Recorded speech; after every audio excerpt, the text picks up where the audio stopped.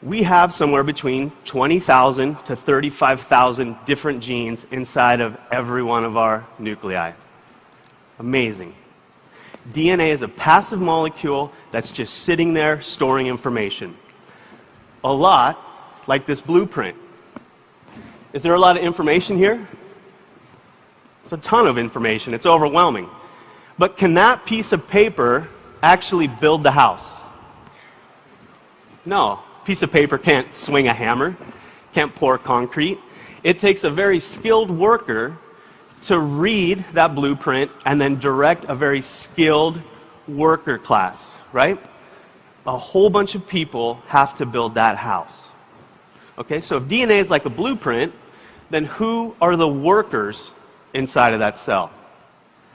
I say it's proteins or enzymes. So I think of enzymes as being like these little machines inside of the cell that are making everything the cell and our bodies need to function optimally. Okay? So if the proteins and the enzymes are doing the work, who's the boss? Who's directing the workers? It's cellular signaling.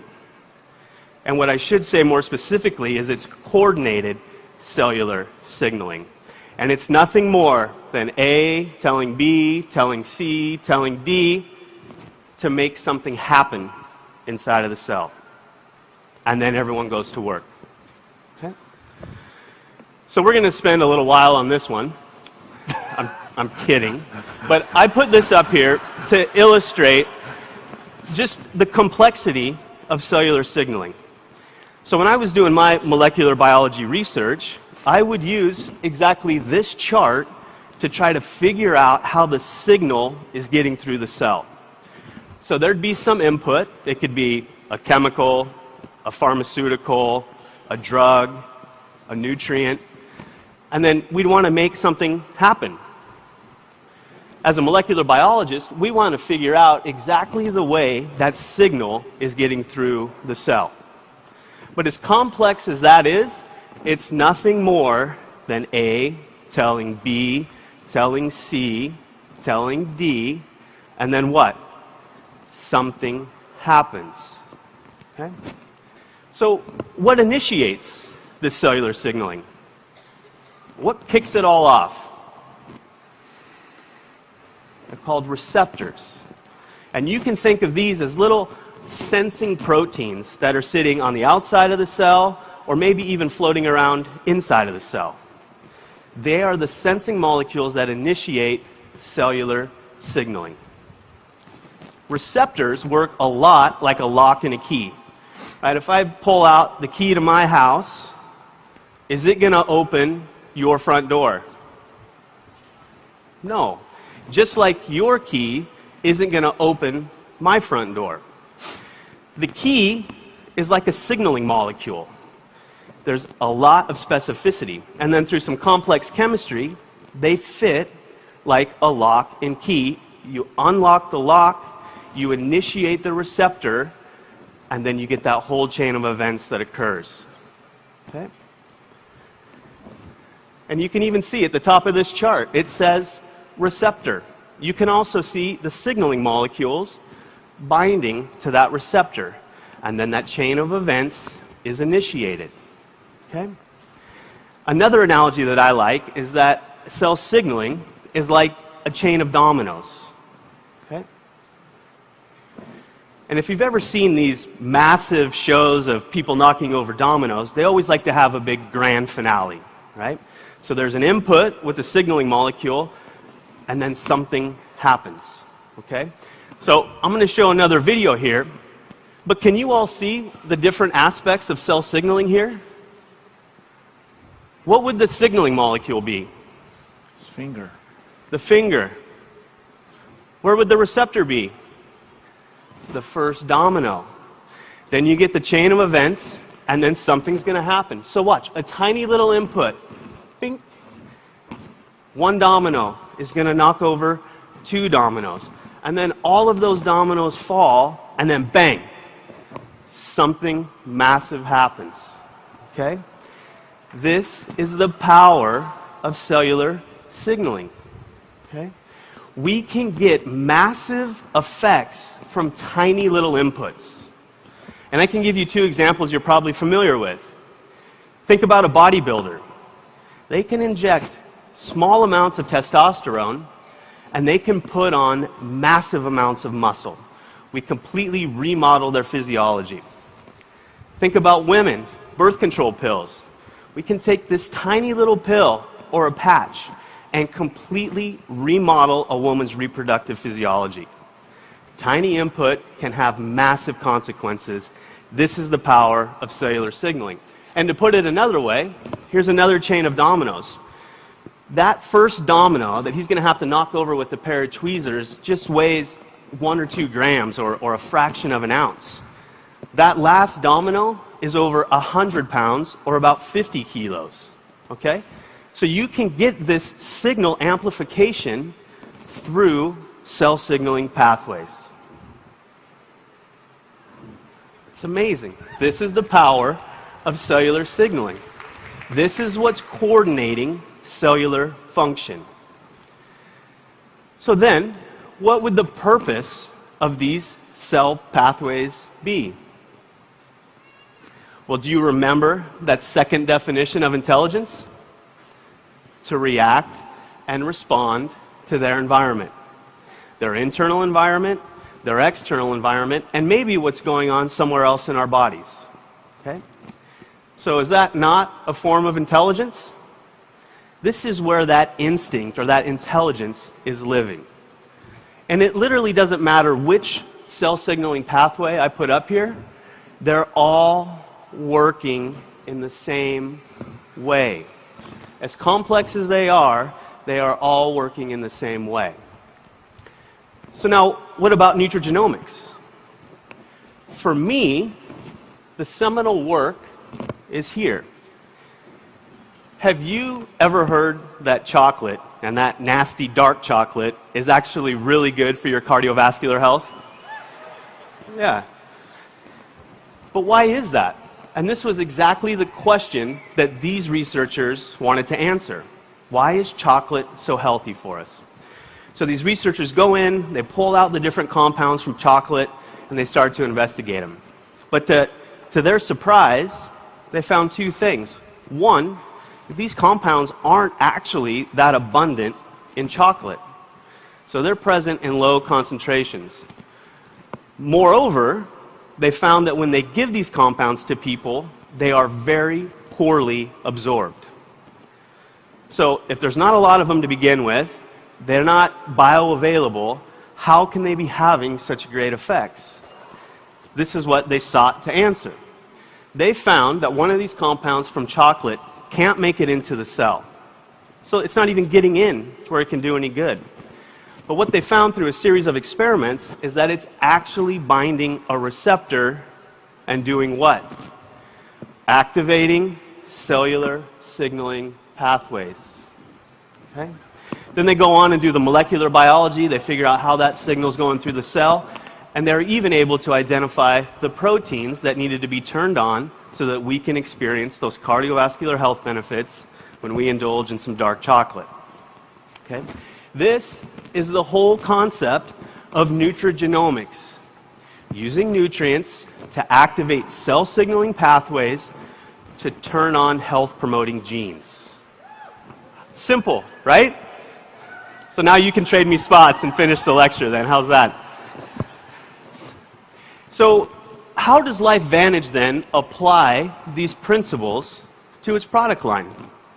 How are we utilizing nutrigenomics in making you as healthy as possible? The easiest way to talk about it is by couching it in the theories of aging. Okay? Now there are many, many different theories of aging out there, and you might ask yourself, well, why is that? Well, researchers have been looking for years and years and years to try to find the one thing that's responsible for the aging process.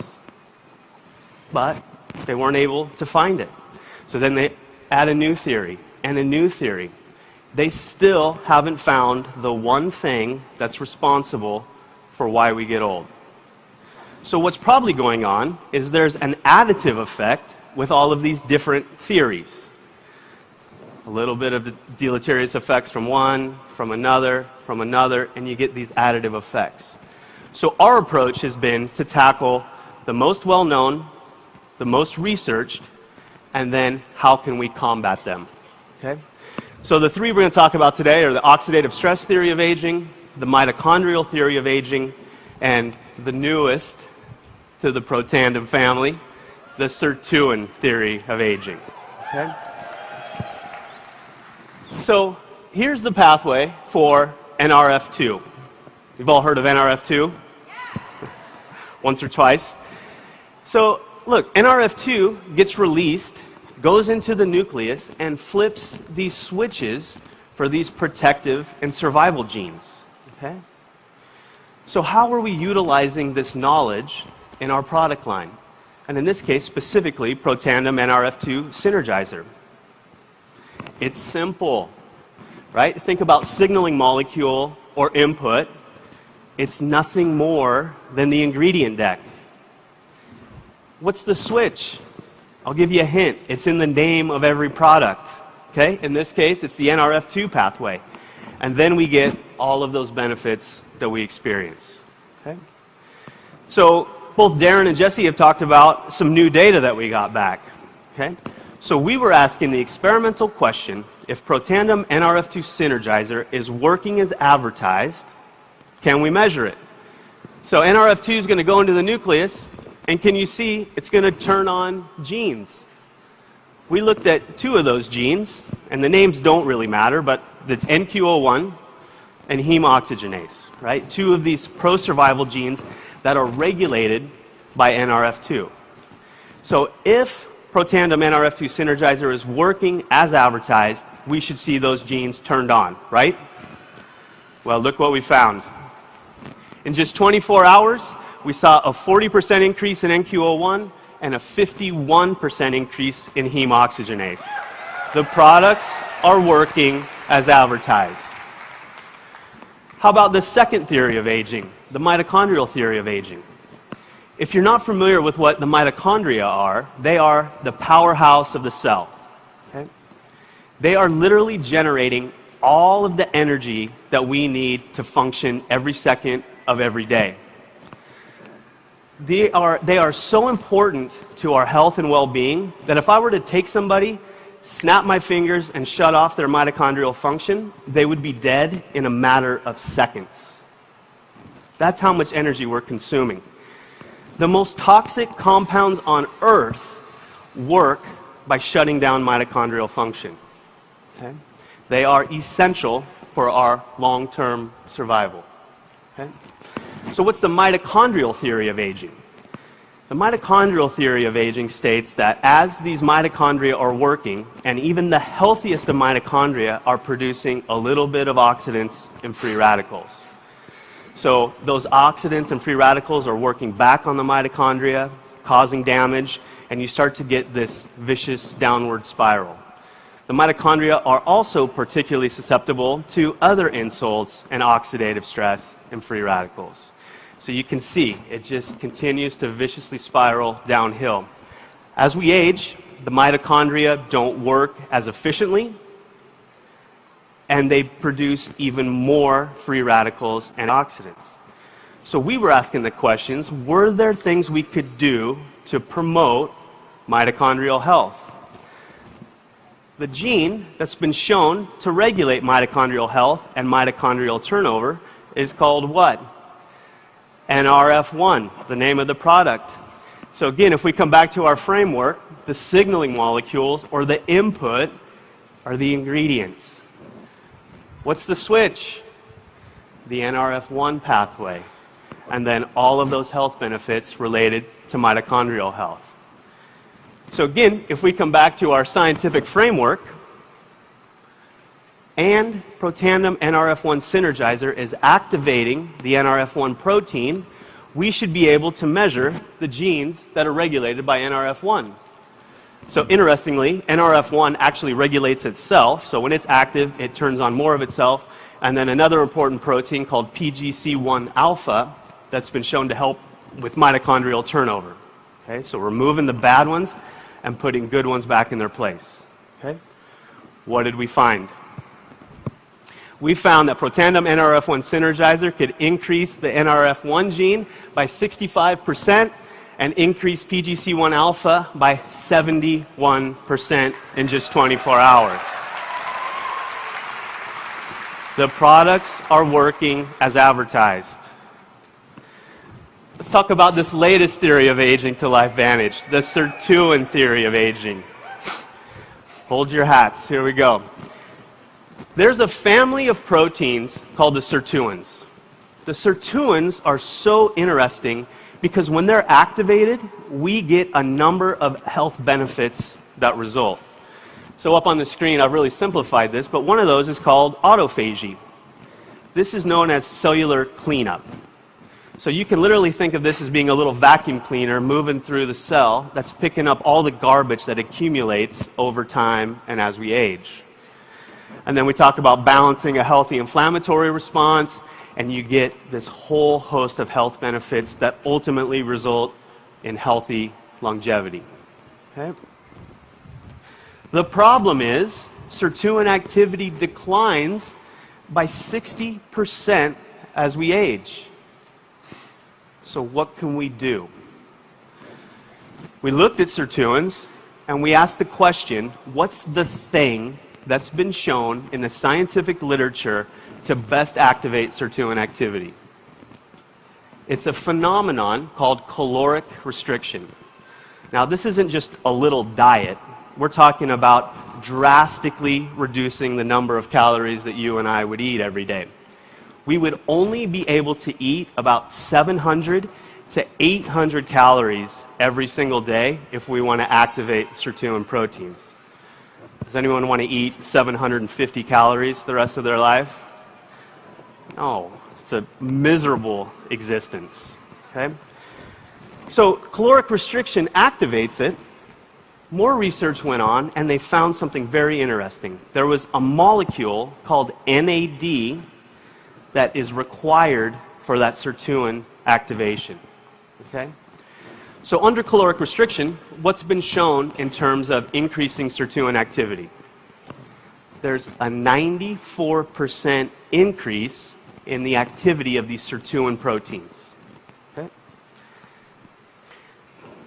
If we want to look at NAD and activate sirtuins through NAD, we also have to look at the NAD biosynthetic pathway. And forgive me, this one is complicated.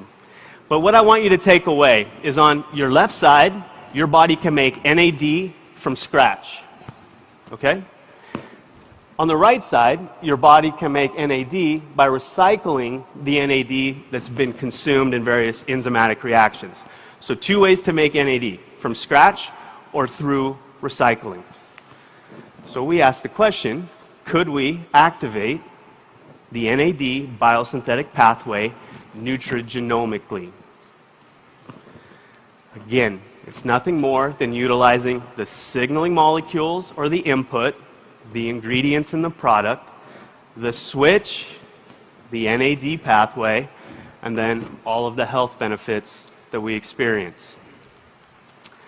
So if we come back, oh, trust me, it gets way, way better if you're clapping already.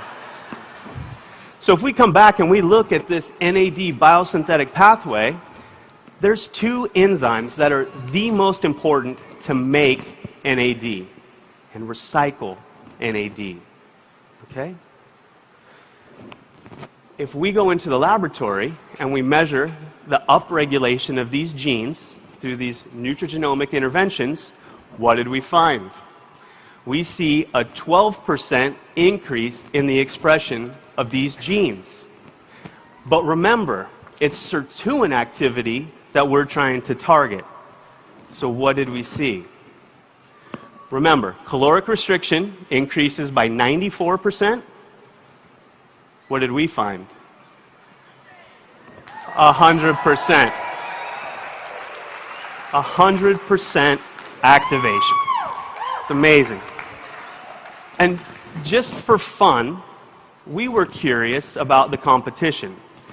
The competition is utilizing a different approach. they're not using nutrigenomics. They're trying to make it from scratch. Okay? What did they show? Only a 2% increase in sirtuin activity. 50 times lower than Protandim NAD Synergizer. Unbelievable. And thus, you'll experience the improved mental focus and concentration, supporting a positive mood and motivation, boosting mental and physical energy, supporting the body's healthy inflammation response, maintaining cholesterol levels already in a healthy range, and overall cardiovascular health, to name a few. Amazing. This nutrigenomic approach to nutrition works, and we can show this in the laboratory. I'll be back in just a second.